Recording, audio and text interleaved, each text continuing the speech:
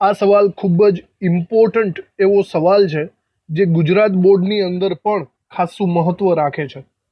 Daniel કોષનું સાંકેતિક નિરૂપણ, જોજો આટલી વસ્તુ પૂછેલી છે, અર્ધ પ્રક્રિયા, સંપૂર્ણ પ્રક્રિયા અને E0 સેલ શોધવાનો છે.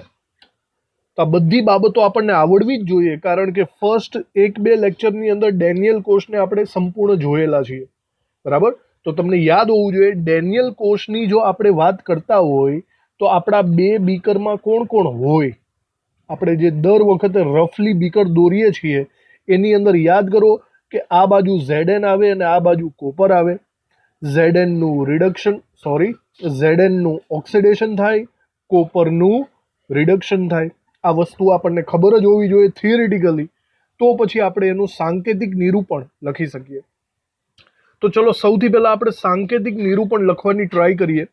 સાંકેતિક નિરૂપણમાં વચ્ચે આપણે ક્ષાર સેતુ કરી નાખવાનો, આ સાઈડ આપણે ઓક્સિડેશન વાળો એનોડ લખવાનો છે, આ સાઈડ રિડક્શન વાળો કેથોડ લખવાનો છે. ઓક્સિડેશનના એનોડ તરીકે તમારે ઝિંક લખવાનો છે, તો આ સાઈડ હું લખી શકું છું ઝિંકનું ઓક્સિડેશન એટલે કે Zn+2. જુઓ ઓક્સિડેશન આંકમાં વધારો થયો. એવી જ રીતે રિડક્શન કોપરનું લખવાનું છે, તો એનું ઊંધું લખવું પડશે Cu+2Cu. જોઈ શકો છો અહીંયા +2 માંથી 0, અહીંયા ઓક્સિડેશન આંકમાં ઘટાડો થયો તો એનું રિડક્શન થયું. આપણે આ બહુ સારી રીતે શીખેલા જ છીએ. આ થશે એનું સાંકેતિક નિરૂપણ, કોષનું સાંકેતિક નિરૂપણ, બરાબર. ડાયરેક્ટલી તમને યાદ હોવું જોઈએ. હવે બીજી વાત, એની અર્ધ પ્રક્રિયાઓ અને સંપૂર્ણ પ્રક્રિયાઓ લખવાની છે. અર્ધ પ્રક્રિયા અને સંપૂર્ણ પ્રક્રિયાની વાત પણ આપણે આગળ બરાબર રીતે ભણી ચૂક્યા છીએ. તો અહીંયા એક પછી એક સમીકરણ લખતા જઈએ આપણે. સૌથી પહેલા આની વાત કરીએ. Zn, આનો મતલબ એમ થાય કે Zn માંથી Zn+2 બન્યો છે, એટલે કે ઓક્સિડેશન થયું છે, એટલે કે આ પ્રક્રિયા એનોડ ઉપરની પ્રક્રિયા થશે, બરાબર. લખાઈ કઈ રીતે? વચ્ચે તીરની નિશાની અને પછી વિચારવાનું કે આમાંથી આ બને. Zn માંથી Zn+2 બનતો હોય તો Zn પ્રક્રિયક તરીકે આવે અને Zn+2 નિપજ તરીકે આવે. ત્યારબાદ એને ઇલેક્ટ્રોન વડે સંતુલિત કરવાના. તો ઇલેક્ટ્રોન કઈ સાઈડ મૂકું તો સંતુલિત થાય? +2 ની બાજુમાં -2 હોય તો તેનો ઓક્સિડેશન આંક 0 થાય. આવી રીતે આપણું આ પહેલું સમીકરણ એનોડનું થયું. હવે બીજું સમીકરણ લખીએ અર્ધ પ્રક્રિયાઓનું, કેથોડનું. તો કેથોડ આમાં થાય છે કેથોડ, બરાબર. આને પણ એવી જ રીતે વિચારશું કે Cu+2 માંથી Cu બને છે, તો તીરની નીચે તીર મૂકી દેવાનું. Cu+2 માંથી Cu એટલે કે Cu+2 પ્રક્રિયક છે અને એમાંથી કોપર બને એટલે કે કોપર નિપજ છે. આ વખતે ઇલેક્ટ્રોનને ક્યાં મૂકવા જોઈએ?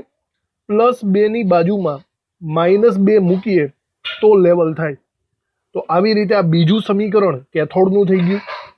હવે આ બંનેનો સરવાળો કરવાનો છે તમારે. તો આ બંને સમીકરણનો સરવાળો કરશો તો કુલ પ્રક્રિયા સમીકરણ મળશે. કુલ પ્રક્રિયા, તો કુલ પ્રક્રિયામાં ફરીથી તીરની નીચે તીર રાખવાનું. પ્રક્રિયક અને નિપજમાં 2 ઇલેક્ટ્રોન તમારે ઉડાડી દેવાના છે અને વચ્ચેની સાઈડ તમારે કુલ પ્રક્રિયા લખી નાખવાની. મતલબ આ બંનેનો સરવાળો કરીને નીચે મૂકી દો. અહીંયા આવશે Zn + Cu+2 અને નિપજની સાઈડ આ બંનેને નીચે સરવાળા સહિત લખી નાખીએ, વિલ ગીવ Zn+2 + Cu. તો આ આપણું કુલ પ્રક્રિયાનું સમીકરણ થઈ જશે. તો બે વસ્તુ આપણે કરી, સાંકેતિક નિરૂપણ અને અર્ધ પ્રક્રિયા. હવે આપણે શોધવાનું છે એનો E0 સેલ. તો તમને લાસ્ટ લેક્ચરની વાતો ખબર હશે. E0 સેલ નું સૂત્ર થશે, આપણે અહીંયા લખી જ નાખીએ. E0 સેલનું સૂત્ર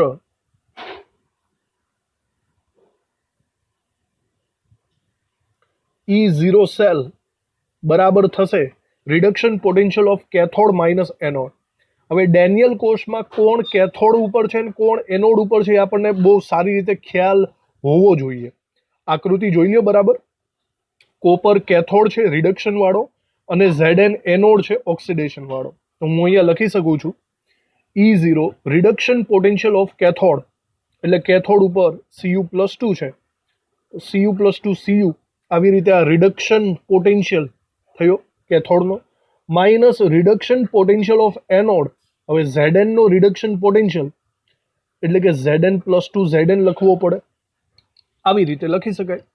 હવે કોપર+2 અને Zn+2 ના બંનેના રિડક્શન પોટેન્શિયલ આપણને રકમની અંદર આપેલા જ છે, જે આપણે ગોખવાની જરૂર નહીં પડે.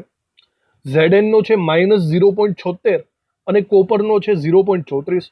આ અંકો પણ કેટલી બધી વખત આવી ગયેલા છે, યાદ રહી જશે. 4-5 દાખલા ગણો એટલે ઓટોમેટિક યાદ રહી જ જાય તમને.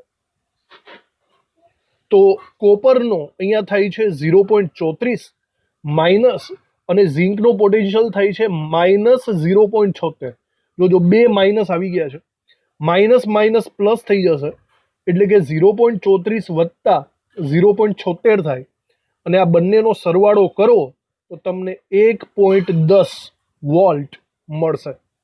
તો ડેનિયલ કોશનો E0 સેલ તમને યાદ હોય તો આગળ આ એકવાર આવી ગયેલું છે, પણ એની સાબિતી આપણે અત્યારે આપી. ડેનિયલ કોશનો કોશ પોટેન્શિયલ 1.1 વોલ્ટેજ થશે. આ એની સાબિતી દાખલા સ્વરૂપે અથવા કોઈ પણ સ્વરૂપે આ 1.1 ની વેલ્યુ ડાયરેક્ટલી પણ તમને પૂછી શકે. તો ડેનિયલ કોશની દરેક બાબતો તમારે યાદ રાખવી. ચલો, તો આ દાખલો અહીંયા આપણે પૂરો કર્યો, જેનાથી આપણને ઘણું બધું નોલેજ મળી ગયું, સૂત્રનું પણ વસ્તુ થઈ ગઈ. હવે આપણા ટોપિક ઉપર આપણે આવીએ. તો આપણે આજે ભણવાનું છે ઈએમએફ શ્રેણી. સૌથી પહેલા તો આ ઈએમએફ શું છે એનું નોલેજ હું તમને આપી દઉં. ઈએમએફ નું ફૂલ ફોર્મ થાય છે ઇલેક્ટ્રોમોટિવ ફોર્સ. આપણે હમણાં લખવાના છીએ, બસ એમ જ સમજાવી દઉં તમને.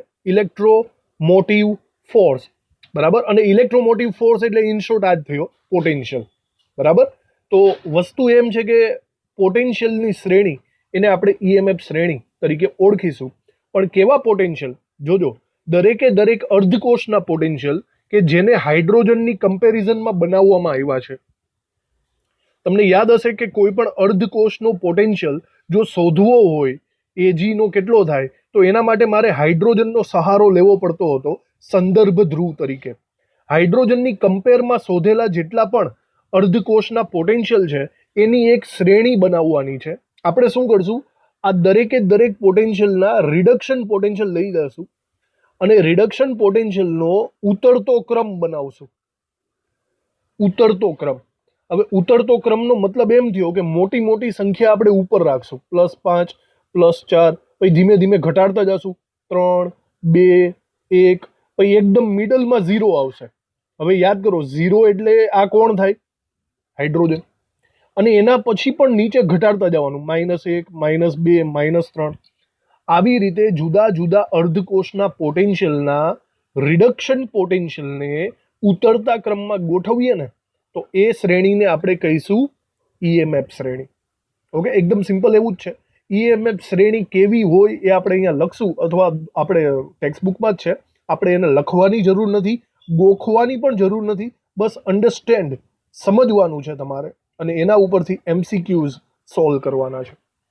તો ચલો, આ ઈએમએફ શ્રેણી જે મેં બે વાતો કહેલી છે અહીંયા, એ આપણે લખી નાખીએ બરાબર રીતે. સૌથી પહેલા ઇલેક્ટ્રોમોટિવ ફોર્સની વ્યાખ્યા લખી નાખીએ. ઈએમએફની વ્યાખ્યા: જ્યારે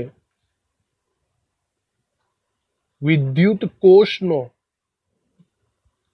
પોટેન્શિયલ હાઇડ્રોજન વિદ્યુત ધ્રુવ ના સંદર્ભમાં માપવામાં આવે ત્યારે બીજા વિદ્યુત ધ્રુવના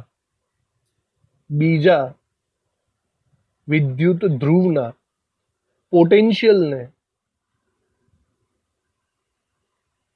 ઇલેક્ટ્રોમોટિવ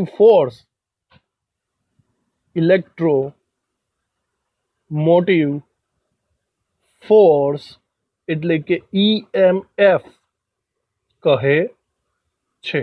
તો આ એક રીતના EMF એ જ આપણો E0 સેલ છે, બરાબર, અથવા તો અર્ધકોષનો E0 છે, એવું આપણે સમજવાનું છે. હવે આને રિલેટેડ હજી જે બીજી વાતો છે એ આપણે અહીંયા લખીએ. વિવિધ પ્રમાણિત અર્ધકોષના રિડક્શન પોટેન્શિયલ ના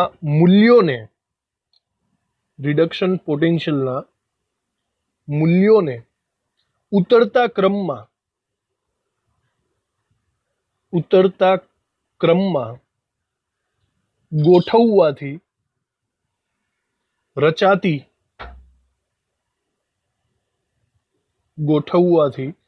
રચાતી વિદ્યુત ધ્રુવોની શ્રેણીને ઈએમએફ શ્રેણી કહે છે. બસ એ વસ્તુ યાદ રાખજો કે કોને ઉતરતા ક્રમમાં ગોઠવ્યા છે, રિડક્શન પોટેન્શિયલને. બરાબર, રિડક્શન પોટેન્શિયલનો ઉતરતો ક્રમ ખાસ યાદ રાખજો, આડાવડું કરતા નહીં. તો એને આપણે ઈએમએફ શ્રેણી કહી શકાય. એકચ્યુઅલી પહેલાના જમાનામાં છે ને ઓક્સિડેશન પોટેન્શિયલ વપરાતો હતો, પણ પછી આપણે આઈયુપીએસસી એ નિયમ ચેન્જ કરીને રિડક્શન પોટેન્શિયલ ઉપર વધારે ફોકસ કરેલું છે. તો એ પણ આપણે અહીંયા જરાક નાની એવી નોંધ કરી દઈએ. અગાઉ ઓક્સિડેશન પોટેન્શિયલ E0 ઓક્સિડેશન ને મહત્વ અપાતું હતું.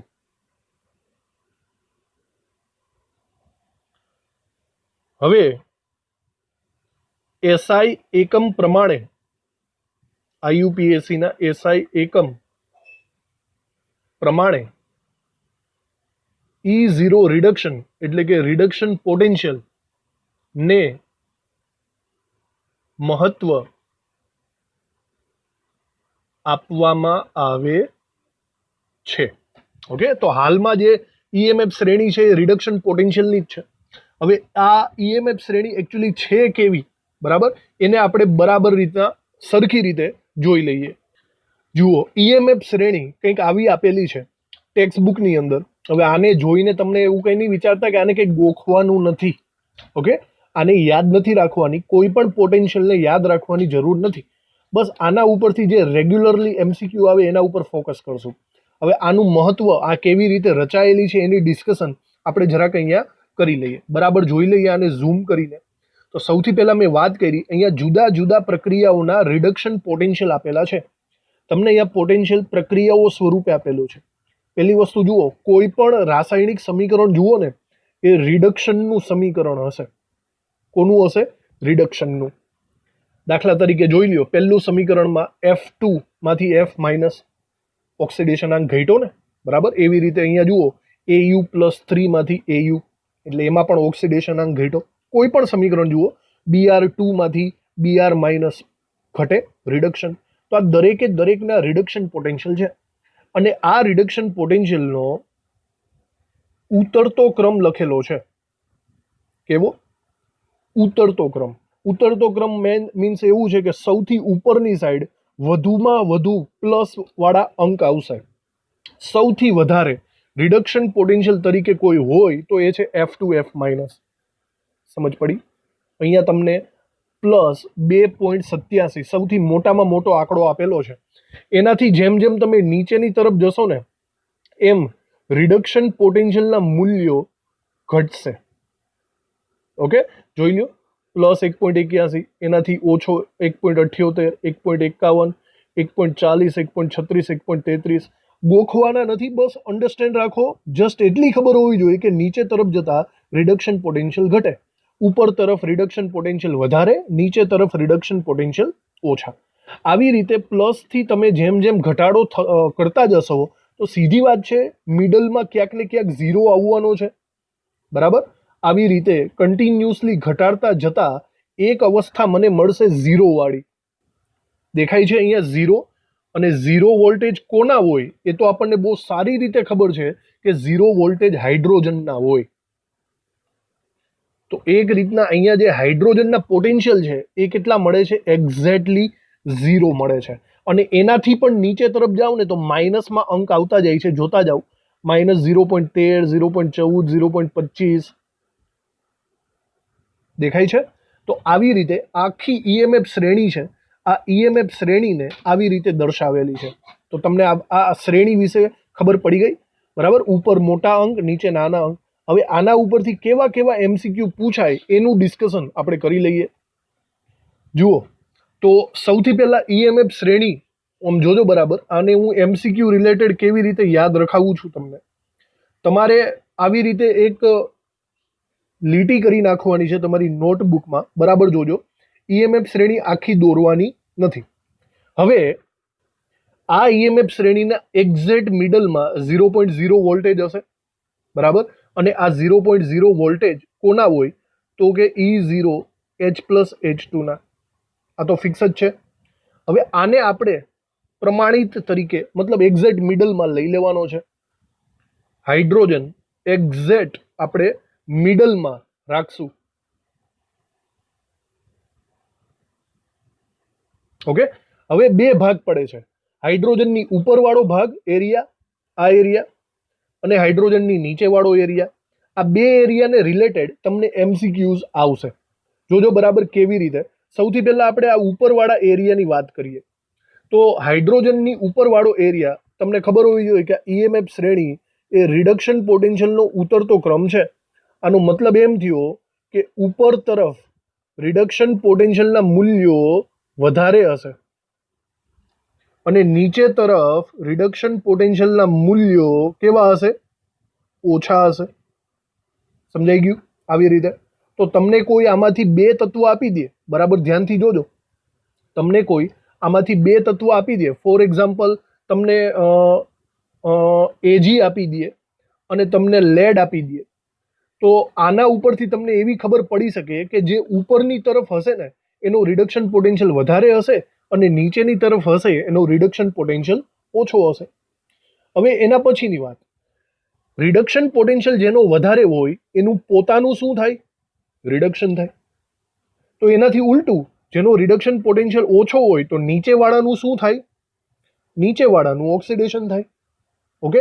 તો ફરીથી હું એમ કહી શકું કે આ જે સિલ્વર છે એનું રિડક્શન થશે અને એની કમ્પેરિઝનમાં લેડનું શું થશે? ઓક્સિડેશન થશે. બે જણાના કમ્પેરમાં જે ઉપર હોય એનું રિડક્શન થાય, જે નીચે હોય એનું ઓક્સિડેશન થાય. ઓકે. બીજી વાત, જેનું રિડક્શન થાય એ પોતે કેથોડ કહેવાય ને, અને જેનું ઓક્સિડેશન થાય એને શું કહેવાય? એનોડ. તો ચલો આ પણ વાત સિમ્પલ થઈ ગઈ. તમને કોઈ પૂછે એજી અને પીબી બે જણા ભેગા થાય તો આમાંથી કેથોડ કોણ બને? સિમ્પલ, જે ઉપરની સાઈડ હોય એ કેથોડ બને, જે નીચેની સાઈડ હોય તે એનોડ બને. સમજાય છે તમને? એકદમ સિમ્પલ થઈ ગયું આ ઈએમએફ શ્રેણી દ્વારા. આ ઉપરાંત તમને બીજું પણ પૂછે કે ચલો એજી અને લેડ આ બેમાંથી ઇલેક્ટ્રોન કોણ સ્વીકારે, કોણ ગુમાવે? તો આપણે આકૃતિઓ યાદ છે ને પેલી બે બીકર વાળી, બે બીકરમાં ઇલેક્ટ્રોન આ સાઈડથી આ સાઈડ જાય, બસ એ જ. આ સાઈડ રિડક્શન થાય, આ સાઈડ ઓક્સિડેશન થાય. તો એકચ્યુઅલી ઇલેક્ટ્રોનને સ્વીકારવા વાળો કોણ છે? ઇલેક્ટ્રોન સ્વીકારે કોણ? રિડક્શન વાળા. તો એનો મતલબ જ્યાં રિડક્શનનો એરિયા છે એ લોકો ઇલેક્ટ્રોન સ્વીકારે, ઉપરવાળા ઇલેક્ટ્રોન સ્વીકારે, એનાથી ઊંધું નીચેવાળા ઇલેક્ટ્રોન ગુમાવે. તો બોલો આ બંનેનું કમ્પેરિઝન કરવાનું કહે કે એજી અને લેડ આમાંથી કોણે ઇલેક્ટ્રોન સ્વીકાર્યા? તો આપણે જે ઉપરવાળો હશે એનું કહી દેવાનું કે ભાઈ ઉપરવાળો એજી ઇલેક્ટ્રોન સ્વીકારશે અને નીચેવાળો લેડ ઇલેક્ટ્રોન ગુમાવશે. સમજાણું? બંને ક્લિયર કટ થઈ ગયા. કોઈ પણ બે ધાતુઓના સળિયા તમને આપી દે આપણને ફટાકથી ખબર પડી જશે કોણ ઉપર છે કોણ નીચે છે, ખબર પડી જ જાય. અને કોણ એનોડ કેથોડ બને એ બી ખબર પડી જાય. બધી માહિતી મળી જશે. આ ઉપરાંત હજી એક વસ્તુ જે ખૂબ જ ઇમ્પોર્ટન્ટ છે, આ ઉપરાંત તમારે કહેવું પડશે કે આ બેમાંથી કોણ ઓક્સિડેશન કરતા છે અને કોણ રિડક્શન કરતા છે. ચલો તો તમને ખાસ યાદ જ હશે કે જેનું રિડક્શન થતું હોય એ પોતે કેવો થાય? ઓક્સિડેશન કરતા. મતલબ ઉપર સાઈડવાળા ઓક્સિડેશન કરતા છે અને નીચેની સાઈડવાળા કેવા થાય? રિડક્શન કરતા થાય. આ વસ્તુ વધારે પૂછાય છે, ઓક્સિડેશન કરતા, રિડક્શન કરતા. બરાબર. તો કહેવાનો મતલબ એજી અને લેડનું કમ્પેરિઝન કરો ને તો એજી ઓક્સિડેશન કર્તા તરીકે ઓળખાય છે અને લેડ રિડક્શન કર્તા તરીકે ઓળખાય છે. સમજાણું? તમને ખ્યાલ હશે કે આગળ તમારે એસપી વિભાગમાં સવાલો આવતા સૌથી પ્રબળમાં પ્રબળ ઓક્સિડેશન કરતા કોણ, હાઈ લેવલનો પ્રબળમાં પ્રબળ.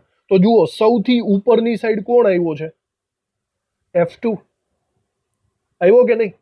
તો ફ્લોરિન સૌથી પ્રબળ ઓક્સિડેશન કરતા છે અને સૌથી પ્રબળમાં પ્રબળ રિડક્શન કરતા કોણ? તો જુઓ સૌથી નીચેમાં નીચે આવ્યો હોય એ સૌથી પ્રબળ રિડક્શન કરતા થશે. સૌથી પ્રબળ રિડક્શન કરતા જોઈ લ્યો કોણ છે, લિથિયમ. એસ વિભાગના તત્વોમાં તમે ભણી ગયા. તો તમને આ વસ્તુ ખબર પડી ગઈ હશે. તમારે નોટબુકમાં આવી રીતે લખી નાખવાનું, બરાબર. આજે મેં ચાર્ટ વાઇઝ દોર્યો છે ને એ રીતે, બાકી આખી ઈએમએફ શ્રેણી દોરવાની જરૂર નથી. સમજ પડી ગઈ વાતમાં? તો આ પરથી આપણે એનું બીજું લખાણ લખશું. તો પહેલાં આ તમે ક્લિયર કરો, આ લખી નાખો. આ તમારે દોરાઈ જાય પછી આપણે એનું લખાણ લખી અમુક ઇમ્પોર્ટન્ટ મુદ્દાઓ.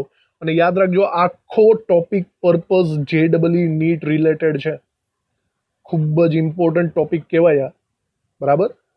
MCQની ભરમાર આવી જશે. તો બરાબર જોજો. અહીંયા અમુક વાક્યો લખાવું છું. પહેલા વાક્યમાં આપણે લખીએ કે ઋણ E0 એટલે કે ઋણ પોટેન્શિયલ હોય એનો મતલબ શું થાય? ઋણ પોટેન્શિયલ એટલે કે તે H+H2 કરતા પ્રબળ રિડક્શન કરતા છે. વિચારો, ઋણ E0 કઈ સાઈડ આવે? ઋણ E0 નીચેની સાઈડ આવે ને? એનો મતલબ એમ થયો કે તે હાઇડ્રોજનના લેવલથી નીચેની સાઈડ છે. તો તે પોતે કેવો હશે? જોઈ લ્યો, આપણે લખેલું જ છે, રિડક્શન કરતા હશે. સમજાણું તમને? આવા MCQ તમને આવશે તો મેં તમને જે શોર્ટકટ ટ્રીક આપેલી છે એ બરાબર ફોલો કરવી. આનાથી ઊંધું પણ આપણે લખીએ કે ધન પોટેન્શિયલ, ધન E0 એનો મતલબ શું થાય? એનો મતલબ એટલે કે તે H+H2 કરતા નિર્બળ રિડક્શન કરતા છે. પ્રબળનું વિરુદ્ધાર્થી નિર્બળ રિડક્શન કરતા, અથવા નિર્બળ રિડક્શન કરતાની જગ્યાએ પ્રબળ ઓક્સિડેશન કરતા શબ્દ પણ વાપરી શકાય. બંને ચાલે. ઓકે. તો આવા અમુક MCQ. હવે આ MCQ ગોખવાના ન હોય. જો મેં તમને આ શોર્ટકટ ટ્રીક આપી છે ને, આ શોર્ટકટ ટ્રીકને ફોલો કરો એટલે તમારા બધા સવાલોના જવાબ અંદર આવી જશે. ઓકે. આજ JEE નીટના ટોપિકમાં આપણે આગળ બીજું લખીએ, EMF શ્રેણીની ઉપયોગિતા. એટલે કે અહીંયા લખીએ EMF શ્રેણી થી નીચેની માહિતી પ્રાપ્ત થાય છે. તમારે આને ગોખવાની નથી, યાદ રાખજો બરાબર રીતે. તમે આને એવી રીતે યાદ રાખો કે જેથી MCQ તમે આસાનીથી સોલ્વ કરી શકો. બરાબર. EMF શ્રેણીથી નીચેની માહિતી પ્રાપ્ત થાય છે. સૌથી પહેલી માહિતી આપણે લખીએ. નંબર 1, આ શ્રેણીમાં ઉપરથી નીચે તરફ જઈએ એટલે કે હું આવી રીતે લખું છું, ઉપરથી નીચે તરફ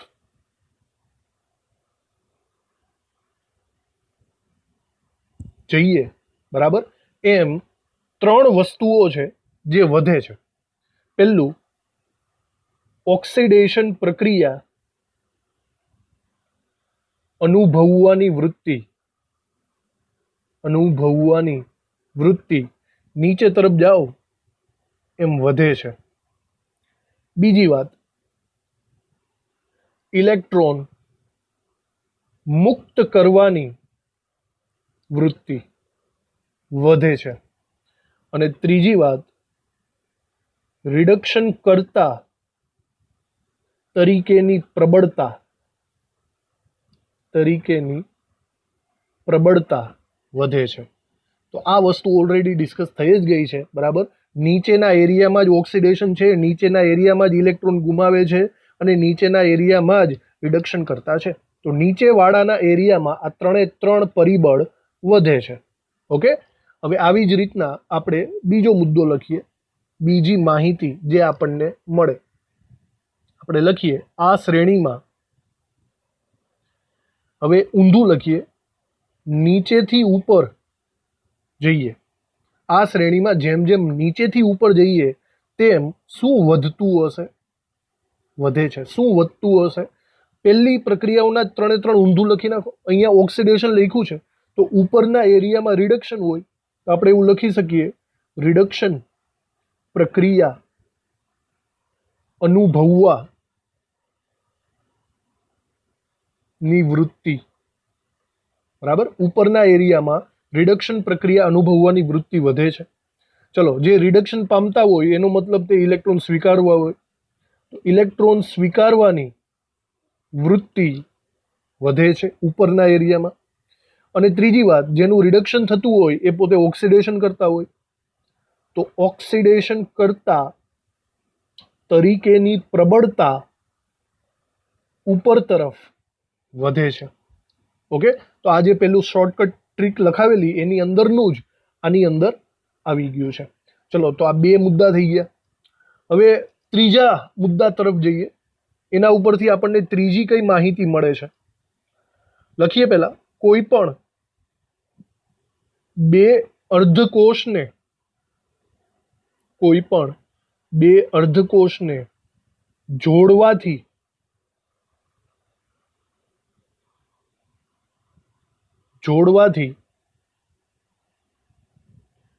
કયો અર્ધકોષ એનોડ બનશે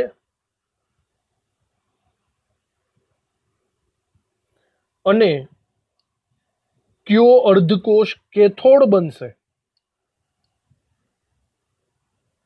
કેથોડ બનશે તે જાણી શકાય છે. સિમ્પલ વાત છે. બરાબર, આ તો આપણે જો ગોઠવણી કરીએ, બરાબર, એમાં ઉપર તરફ જે આવે તે હંમેશા યાદ રાખવું કે કેથોડ હોય, જે નીચે તરફ આવે એ હંમેશા યાદ રાખવું એનોડ હોય. તો કોઈ પણ 2 જણા તમને આપી દે, દાખલા તરીકે કોઈ પણ 2 જણા, દાખલા તરીકે એક બ્રોમિનનો અર્ધકોષ આપી દીધો, બરાબર, અને એક પીબીનો અર્ધકોષ આપી દીધો. તમારે આ 2 જણાનું કમ્પેરિઝન કરવાનું છે. તો તમારે ઈએમએફ શ્રેણીમાં બરાબર રીતે જોઈ લેવાનું. ઈએમએફ શ્રેણીમાં જે ઉપર તરફ હોય, ઉપર તરફ એ કેથોડ હશે અને નીચે તરફ હશે તે એનોડ હશે. તો જુઓ જરા, BR2 અને પીબીને કમ્પેર કરીએ. બરાબર, અહીંયા જુઓ. બરાબર, તો BR2 આ ઈએમએફ શ્રેણીમાં ક્યાં આવેલો છે? અહીંયા આવેલો છે. અને પીબી અહીંયા આવેલો છે. તો સ્પષ્ટ છે, જે ઉપરની તરફ છે એ કેથોડ થાય, મતલબ બ્રોમિન કેથોડ થશે, અને નીચેની વાળો પીબી એ એનોડ થશે. કોણ એનોડ બને કોણ કેથોડ બને એ માહિતી મળી જાય. અને કોણ એનોડ કોણ કેથોડ ખબર પડે તો એનો મતલબ આપણને આખા કોષનો પોટેન્શિયલ ખબર પડી જાય. Reduction potential of cathode minus anode એ પણ આપણને ખબર પડી જશે. તો આ ત્રીજા મુદ્દા પછી આપણે લખીએ ચોથો મુદ્દો. ચોથા મુદ્દામાં એવું ફરીથી એ જ વસ્તુ આપણે લખશું કે કોઈ પણ 2 અર્ધકોષને જોડવાથી બનતા સંપૂર્ણ કોષનો કોષ પોટેન્શિયલ એટલે કે સંપૂર્ણ કોષનો E0 સેલ ગણી શકાય છે. બરાબર, કેવી રીતે ગણી શકાય? તો વિચારો, E0 સેલનું સૂત્ર શું થાય? E0 સેલનું સૂત્ર થાય છે reduction potential of cathode minus anode. આવું થાય કે નહીં? Cathode minus anode. જો કેથોડ માઇનસ એનોડ હોય તેનો મતલબ સિમ્પલ છે, ઉપરવાળામાંથી નીચેવાળાને બાદ કરો. બરાબર, ઉપરનો કેથોડ છે અને નીચેનો એનોડ છે, તો ઉપરની વેલ્યુમાંથી નીચેની વેલ્યુ બાદ કરો તો આપણને પોટેન્શિયલ મળશે. ઇન શોર્ટ, મોટી વેલ્યુમાંથી નાની વેલ્યુ બાદ કરવાની. ખબર પડી? એટલા માટે E0 સેલનું મૂલ્ય હંમેશા ધન મળતું હતું આપણને. તો ઈએમએફ શ્રેણીથી આપણને ઘણી બધી વસ્તુઓ જાણવા મળે છે. તો તો આ ચોથો મુદ્દો થઈ ગયો. હવે લાસ્ટ પાંચમો મુદ્દો, અને આ પાંચમો મુદ્દો સૌથી વધુ ઇમ્પોર્ટન્ટ છે JEE અને નીટના ક્રાઇટેરિયાથી. સૌથી વધુ ઇમ્પોર્ટન્ટ યાદ રાખજો. આ પેલા કેવી રીતે કામ કરે હું તમને સમજાવી દઉં. હું તમને એક MCQ સોલ્વ કરાવું છું. એ MCQ બરાબર રીતે જુઓ અને પછી આપણે આ નિયમ વિશે જોઈએ. તો એક MCQ હું અહીંયા તમને દર્શાવું છું, બરાબર જોજો. આવો કંઈક એક MCQ છે, બરાબર જોજો. આ સમજશો તો તમને પાંચમો મુદ્દો સમજાઈ જશે. વાંચો બરાબર. એક કામવાળી બાઈ એસિડના દ્રાવણ વડે પોતા કરતી હતી. તેના હાથમાં રહેલી ચાંદીની વીંટી, સિલ્વર Agની વીંટી તેના હાથમાં છે, તે એસિડના દ્રાવણમાં પડી જાય છે. તો Ag અને H+ વચ્ચે પ્રક્રિયા થશે કે નહીં થાય? આવો એક MCQ છે, બરાબર. જો Agની ચાંદીની વીંટી છે એટલે એવું વિચારો કે Ag ઘન પદાર્થ છે અને H+ નું દ્રાવણ છે. તો આ બંને વચ્ચે પ્રક્રિયા થશે કે નહીં?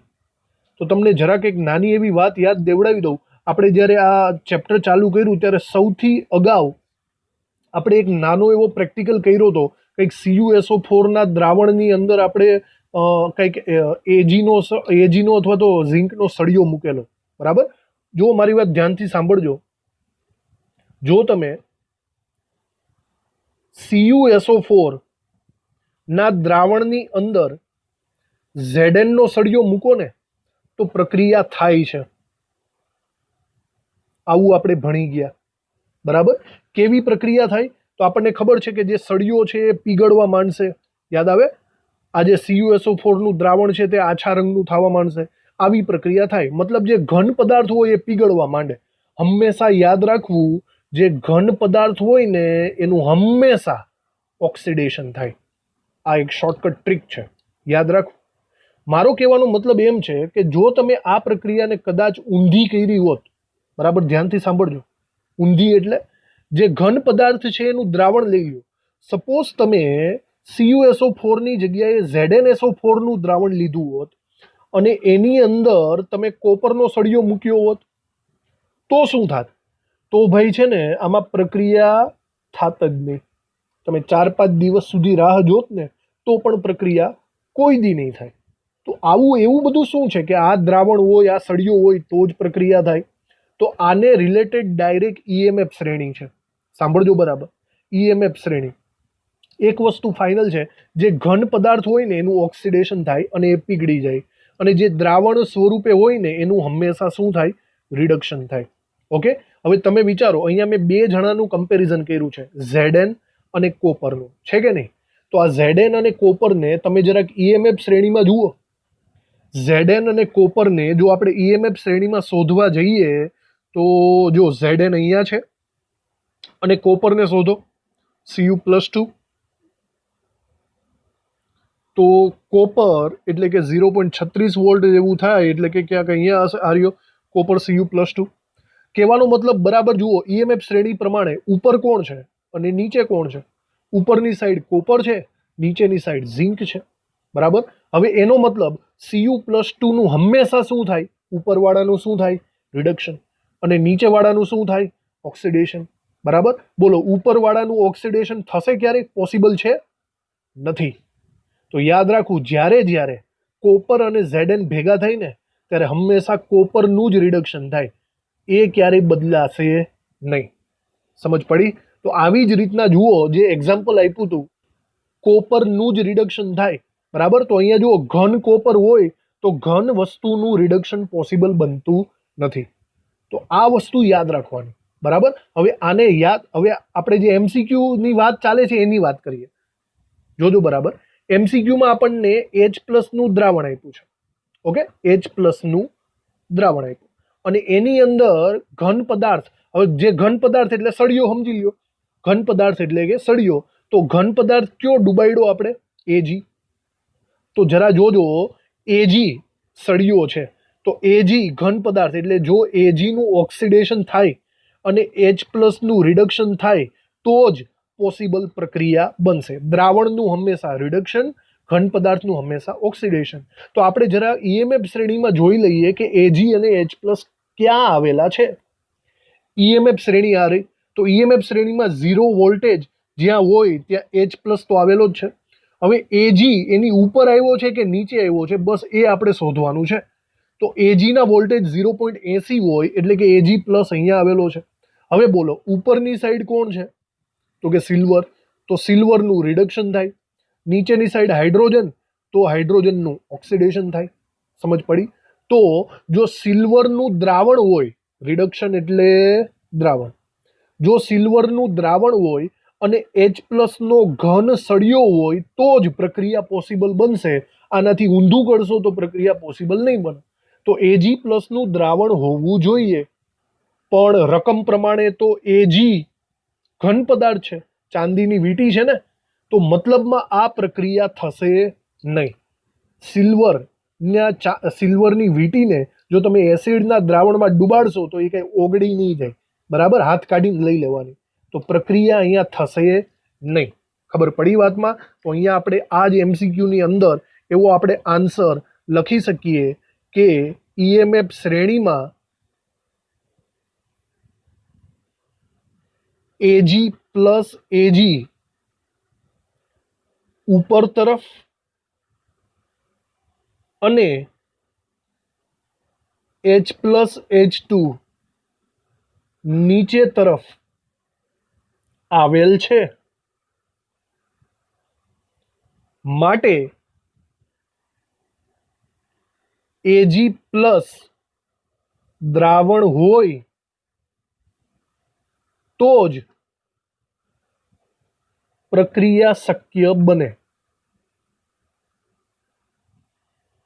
માટે અહીં એચ પ્લસના દ્રાવણમાં એજીની વીંટી પડી જતા પ્રક્રિયા થશે નહીં. ક્લિયર? હવે આ જ વસ્તુને જોજો, આ તો મેં તમને એમસીક્યુ ને રિલેટેડ જે જવાબ હતો એ લખાવી દીધો, પણ આ જ વસ્તુને હું તમને એક શોર્ટકટ ટ્રીકથી સમજાવી દઉં. જો તમને કોઈ આવા એમસીક્યુ પૂછે, બરાબર, તો આપણે એને કેવી રીતે ગણવા. તમને ઘણા બધા એમસીક્યુ પૂછશે કે ભાઈ Zn+2 ના દ્રાવણમાં નિકલનો સળિયો નાખો તો પ્રક્રિયા થશે કે નહીં થાય, ગમે તે રીતે પૂછે. તો યાદ રાખજો, આપણે શું યાદ રાખવાનું? આપણે યાદ રાખવાનું છે ઊંધું બીકર. શું યાદ રાખવાનું?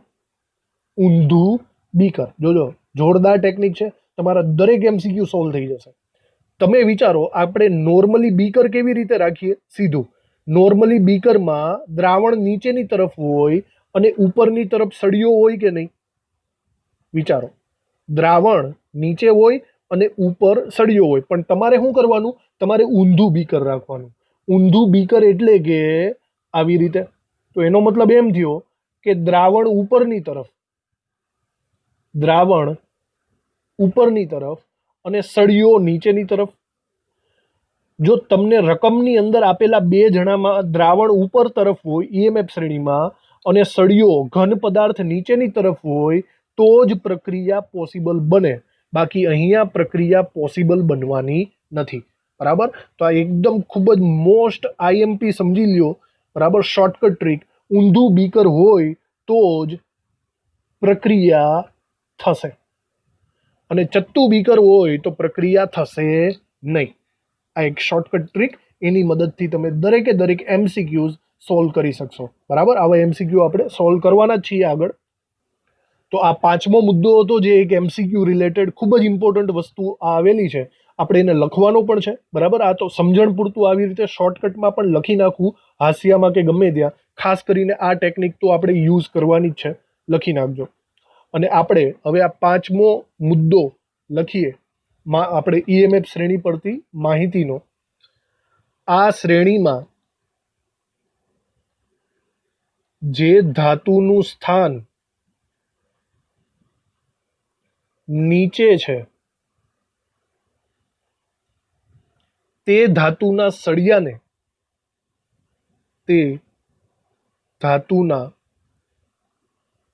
સળિયાને શ્રેણીમાં તેની ઉપર રહેલા ધાતુના ક્ષારના દ્રાવણમાં મૂકતા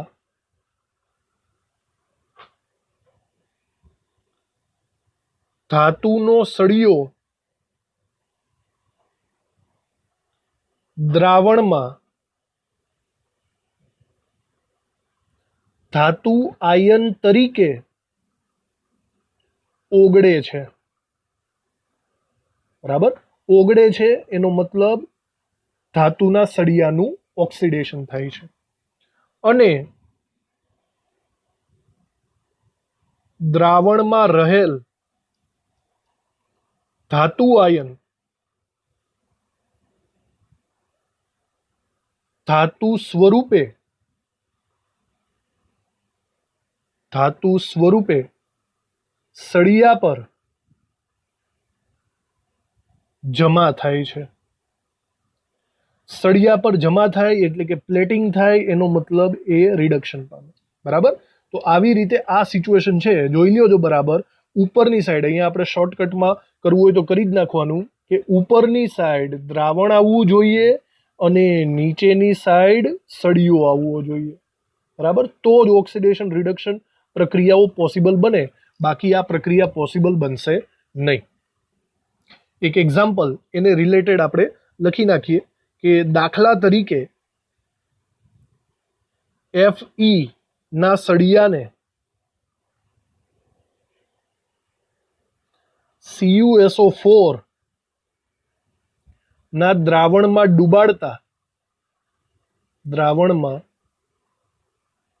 ડુબાડતા ચલો બે જણાનું કમ્પેરિઝન છે, Fe નો સળિયો અને CuSO4 નું દ્રાવણ. હવે આ બંનેનું કમ્પેરિઝન કરો.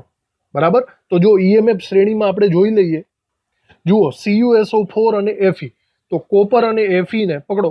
પહેલા તો કોપર આર્યો અને Fe+2 શોધો. આની અંદર જો Fe+2 અહીંયા છે. બરાબર, તો આમાં આવું સ્પષ્ટ આપણને ખબર પડે છે કે ચલો કોપર ઉપર તરફ છે તો એનું રિડક્શન થાય, આનું ઓક્સિડેશન થાય. અથવા તો ભાઈ ડાયરેક્ટલી તમે ઊંધું બીકર જ પકડો. ઊંધું બીકર એનો મતલબ કોપરનું દ્રાવણ હોવું જોઈએ અને Fe નો સળિયો હોવો જોઈએ. જો કોપરનું દ્રાવણ હોય અને Fe નો સળિયો હોય તો જ પ્રક્રિયા પોસિબલ બને. રકમમાં જોઈ લ્યો, કોપરનું દ્રાવણ છે, Fe નો સળિયો છે, તો પ્રક્રિયા થશે. બરાબર, ડુબાડતા આમાં શું થશે, પ્રક્રિયામાં શું થાય તો કે ભાઈ Fe નો સળિયો પીગળી જાય, મતલબ Fe+2 માં રૂપાંતર પામે. બરાબર, અને Cu+2 નું પ્લેટિંગ થાય એટલે કે Cu+2 Cu માં રૂપાંતર પામે. બરાબર, Fe માંથી Fe+2, Cu+2 માંથી Cu રૂપાંતર પામે છે. ઓકે, તો આ થઈ ગયો આપણો પાંચમો મુદ્દો. આવી રીતે EMF શ્રેણીને આપણે કમ્પ્લીટલી લખી નાખી છે. હવે એને રિલેટેડ જેટલા પણ દાખલા છે, MCQ છે, એ આપણે હવે બધું નેક્સ્ટ લેક્ચરમાં કરવાનું થશે. બરાબર,